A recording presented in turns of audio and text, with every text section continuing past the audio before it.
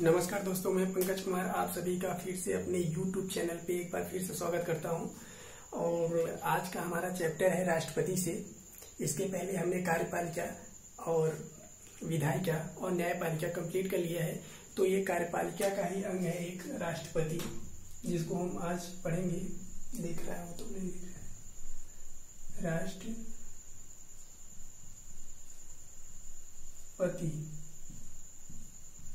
राष्ट्रपति आज हम पढ़ेंगे राष्ट्रपति के बारे में और देखेंगे ये इनका किस अनुच्छेद से किस अनुच्छेद के बीच में इनका वर्णन है। तो दोस्तों अनुच्छेद 52 से अनुच्छेद 61 तक, अनुच्छेद 52 से अनुच्छेद 61 तक हमारे राष्ट्रपति के बारे में वर्णन है। एक एक अनुच्छेद को हम क्लियर करते हुए चलेंगे। तो हमें पता है कि देख लिया हम अनुच्छेद 52 से अनुच्छेद 61 तक। तो देखते हैं पहले अनुच्छेद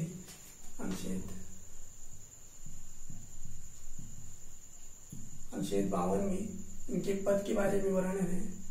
अनुच्छेद 53 में कार्य एवं शक्ति, अनुच्छेद 54 में निर्वाचन, उसके बाद अनुच्छेद 55 में निर्वाचन रीति,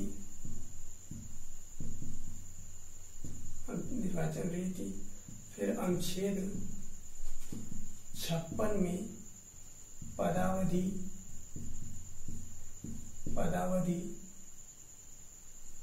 फिर अनुच्छेद 57 में पुनर्निर्वाचन,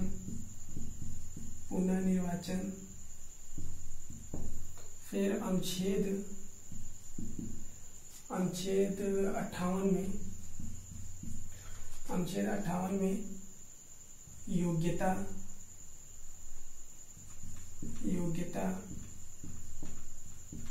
फिर अनुच्छेद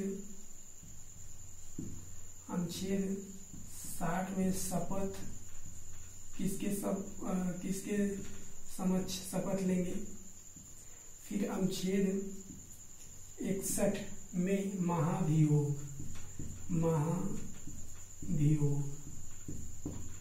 तो दोस्तों हमने पूरा देखा। अनुच्छेद 52 में पद, अनुच्छेद 53 में कार्य एवं शक्ति, अनुच्छेद 54 में निर्वाचन, अनुच्छेद 55 में निर्वाचन रीति, अनुच्छेद 56 में पदावधि, अनुच्छेद 57 में पुनः निर्वाचन, अनुच्छेद 58 में योग्यता, अनुच्छेद 60 में शपथ, अनुच्छेद 61 में महाभियोग।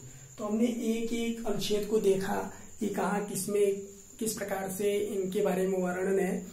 अब हम जैसा कि हम जानते हैं दोस्तों कि हमारे संविधान में 2 स्तर की सरकार है, एक संघ स्तर, एक राज्य स्तर।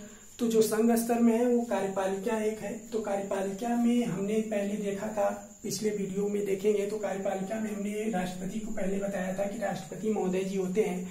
हमारे संविधान में राष्ट्रपति जी को वास्तविक हेड माना गया है। तो इन्हें जो है हम यहाँ पे लिख देते हैं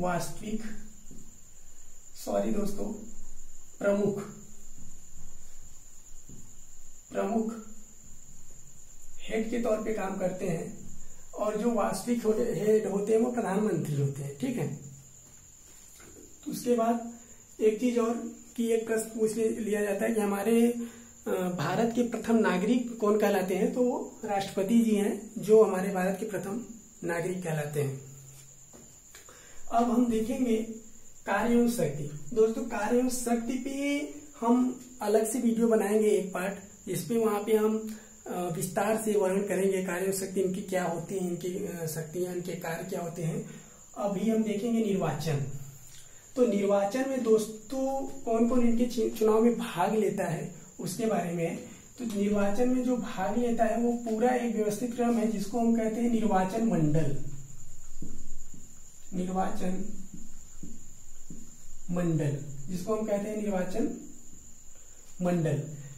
मंडल में देखेंगे दोस्तों तो पहले नंबर पे आते हैं लोकसभा सदस्य, दूसरे पे राज्यसभा, तीसरे नंबर पे विधानसभा, चौथे पे दिल्ली एवं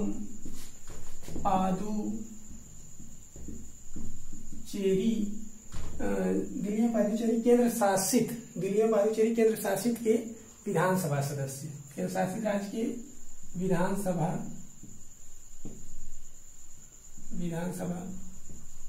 सदस्य। तो दोस्तों हमने देखा निर्वाचन मंडल में क्या होता है। निर्वाचन मंडल में मेन लोकसभा, राज्यसभा, विधानसभा और दिल्ली और पुडुचेरी केंद्र शासित प्रदेश के विधानसभा सदस्य।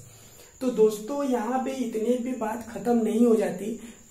यहाँ पर जब तक हम ये नहीं लगाएंगे कि निर्वाचित सदस्य, लोकसभा के क्या निर्वाचित सदस्य, निर्वाचित परीक्षाओं में फंसा भी लिया जाता है कि सिर्फ लोकसभा के सदस्य या लोकसभा के निर्वाचित सदस्य। तो लोकसभा के क्या निर्वाचित सदस्य, वैसे राज्यसभा के निर्वाचित सदस्य, विधानसभा के निर्वाचित सदस्य, दिल्ली और पुडुचेरी के जो केंद्र शासित प्रदेश के विधानसभा के सदस्य। ठीक है, तो हमने देखा निर्वाचन में कौन कौन भाग लेता है। तो यहाँ पे निर्वाचन हमारा क्लियर हुआ। अब हम देखेंगे निर्वाचन में रीत क्या है, यानी इसकी क्या कार्य प्रणाली है कि किस प्रकार से निर्वाचन कराया जाता है। ठीक है, तो निर्वाचन की रीत यहाँ पे हम देखेंगे। ठीक है, निर्वाचन की रीत, यहाँ पे निर्वाचन रीति देखेंगे। तो यहाँ पे 2 पॉइंट बात ध्यान देने वाली है। पहला पॉइंट हम देखेंगे अनुपातिक प्रणाली। क्या अनुपातिक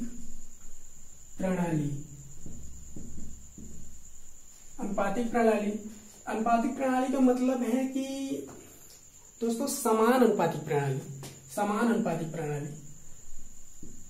यहाँ पे हम रखेंगे समान अनुपातिक प्रणाली। ये समान अनुपातिक प्रणाली का मतलब है कि एक समान, दोनों संघ भी और राज्य के जितने भी सदस्य हैं समान अनुपात में इनके वोटों की जो है मतगणना होनी चाहिए। तो समान अनुपात में लाने के लिए हमें यहाँ पे इनके एक विधायक का मत मूल्य निकालना पड़ेगा और एक सांसद का मत मूल्य निकालना पड़ेगा। तो पहले हम एक विधायक का मत मूल्य कैसे निकालते हैं वो देखेंगे। तो एक विधायक का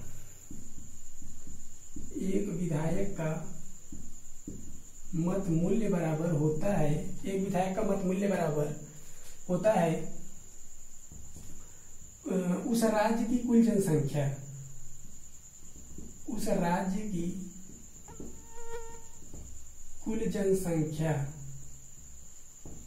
जनसंख्या बटे विधानसभा के निर्वाचित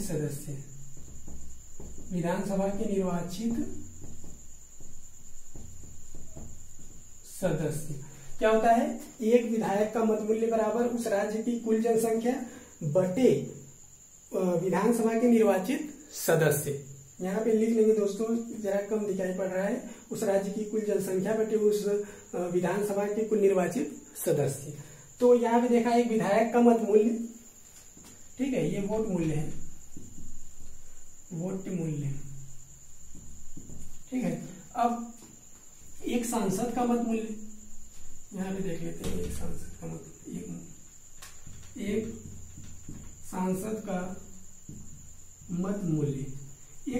का मत मूल्य बराबर होता है दोस्तों एक विधानसभा के निर्वाचित सदस्य का मत मूल्य, विधानसभा के निर्वाचित सदस्यों का मत मूल्य बटे हो जाएगा कुल सांसदों का मत मूल्य,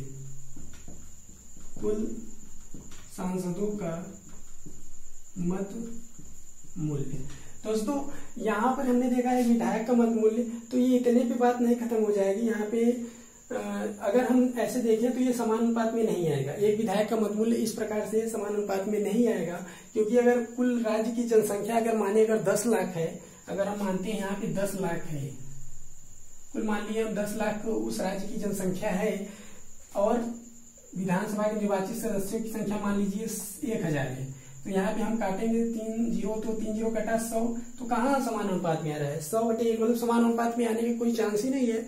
इसलिए यहाँ पे एक चीज रखा गया है, या तो डिवाइड 1000 कर देंगे, या तो डिवाइड 1000 कर देंगे, या तो मल्टीप्लाई यानी गुणित 1/1000 कर देंगे, या तो डिवाइड 1000 करेंगे या मल्टीप्लाई 1/1000 कर देंगे, तब हमारा यहाँ पे एक विधायक का मत मूल्य आ जाएगा। लेकिन यहाँ एक सांसद के मत मूल्य में कोई गुणा भाग नहीं करना है, बस विधानसभा के निर्वाचित सदस्यों का मत मूल्य बटे कुल सांसदों का मत मूल्य। ठीक है, तो हमने यहाँ तक देखा। अब हम इसको देखते हैं, रफ करते हैं। 2 पॉइंट हमने यहाँ पे देखा।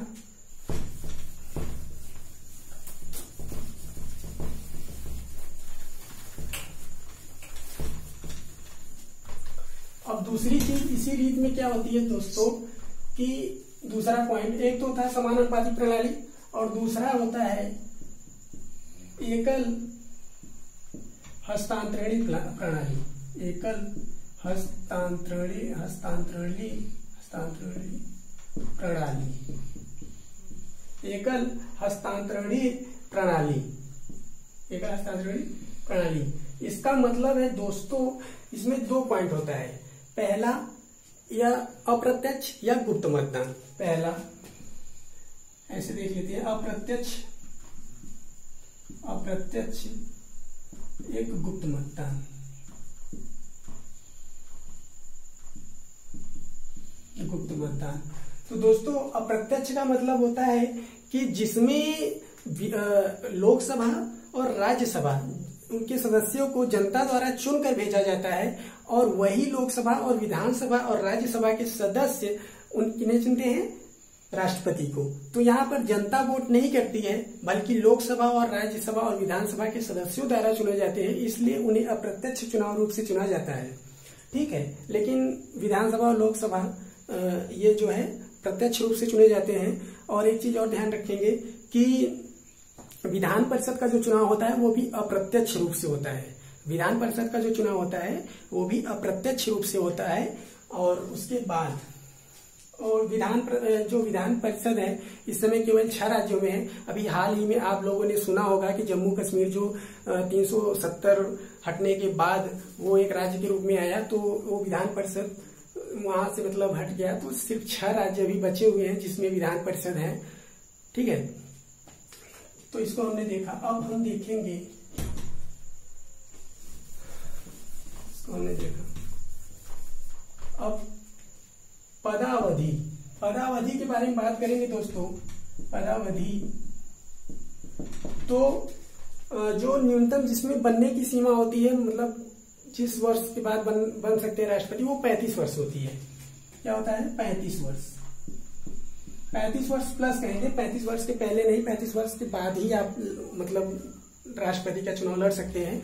और फिर जो अधिकतम सीमा कब तक बन सकते हैं, इसकी कोई आयु सीमा नहीं है दोस्तों। ये अगर आप 150 साल तक जिंदा रहते हैं तो 150 साल तक बन सकते हैं, 200 साल तक जिंदा रहते हैं तो 200 साल तक बन सकते हैं। इसकी कोई आयु सीमा नहीं, कब तक बना जाएगा। और फिर है पुनः निर्वाचन। ये क्या है? पुनः निर्वाचन। तो पुनः निर्वाचन का मतलब है दोस्तों कि आप चुनाव लड़ कितनी बार सकते हैं। आपका 5 साल पूर्ण हुआ, आप फिर चुनाव लड़ सकते हैं। आपका फिर 5 वर्ष पूर्ण हुआ, फिर चुनाव लड़ सकते हैं। लेकिन एक देश है यूएसए, कई देश हैं जहां पे 2 बार ही बस चुनाव आप लड़ सकते हैं, उसके बाद दूसरे को चांस दिया जाएगा। और फिर आता है हमारा योग्यता। योग्यता संबंधी बातें देखेंगे तो इसमें 4 चीजें मुख्यतः रूप से इंपॉर्टेंट है। पहला चीज होता है भारत का नागरिक हो, भारत का नागरिक हो, पहली चीज। दूसरी चीज 35 वर्ष आयु पूर्ण कर चुका हो, 35 वर्ष आयु पूर्ण कर चुका हो। तीसरी चीज लोकसभा बनने योग्य हो, लोकसभा का चुनाव लड़ने योग्य हो, लोकसभा का चुनाव लड़ने योग्य हो। चौथी चीज किसी लाभ के पद पर न हो, किसी लाभ के पद पर न हो। लेकिन दोस्तों ये चार चीजें तो हर सामान्य आदमी के अंदर रहती है, हर सामान्य आदमी के पास है। भारत का नागरिक भी है, 35 वर्ष आयु पूरी भी कर चुका है, लोकसभा का चुनाव भी लड़ सकते हैं और किसी लाभ के पद पर नहीं है। तो जाहिर सी बात है गिने चुने लोगों के पास ही नौकरियां हैं, तो जाहिर सी बात है कि कोई भी लड़ सकता है। तो ऐसे में बहुत ज्यादा जनसंख्या बढ़ जाएगी लड़ने चुनाव वालों की, तो इधर उधर हो जाएगा। इसलिए इसमें एक चीज और जोड़ा गया कि 50 सदस्य जो होंगे, दिखाई दे रहा है 50 सदस्य जो होंगे, 50 सदस्य होंगे अनुमोदन के रूप में, और 50 सदस्य प्रस्तावक के रूप में। 50 सदस्य जो होंगे अनुमोदन के लिए होंगे और 50 सदस्य जो होंगे चाहे विधानसभा चाहे राज्यसभा से 50 सदस्य जो होंगे वो अनुमोदन के लिए होंगे और 50 सदस्य होंगे जो प्रस्तावक के रूप में होंगे। तो यहीं से सबका सपना टूट जाता है चुनाव लड़ने का। उसके बाद आता है योग्यता हो गई शपथ। दोस्तों शपथ हमेशा ये जो है हमारे देश के जो मुख्य न्यायाधीश होते हैं, मुख्य न्यायाधीश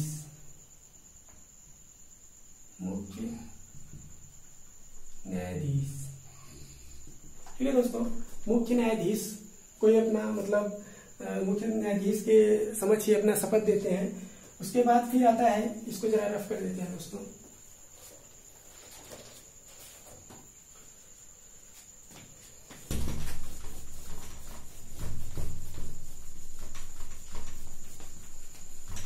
शपथ देखा मुख्य न्यायाधीश के। अगर मुख्य न्यायाधीश नहीं है तो ये जो है उसके निचली जो भी होगा मुख्य न्यायाधीश के नीचे उसको शपथ दे देंगे ये, ठीक है। उसके बाद महाभियोग, इनके जैसे कि अगर कार्य का उल्लंघन करते हैं तो इनके लिए महाभियोग लाया जाता है। चाहे वो महाभियोग लोकसभा से भी लाया जा सकता है, राज्यसभा में भी महाभियोग लाया जा सकता है। लेकिन महाभियोग के 14 दिन पूर्व 14 दिन पूर्व इन्हें बताया जाए, 14 दिन पूर्व इन्हें बताया जाए कि हम आपके लिए महाभियोग लाया जाता है। महाभियोग अगर लोकसभा या राज्यसभा किसी में भी पारित हो जाता है तो इन्हें पद से हटा दिया जाता है। तो यही स्थिति थी दोस्तों, हमने इनका हर एक चीज देखा। और ये एक चीज और फंसता है, ये त्याग पत्र किसको देते हैं? दोस्तों? तो ये त्याग पत्र अपना उपराष्ट्रपति को देते हैं। किसको? उपराष्ट्रपति। ये अपना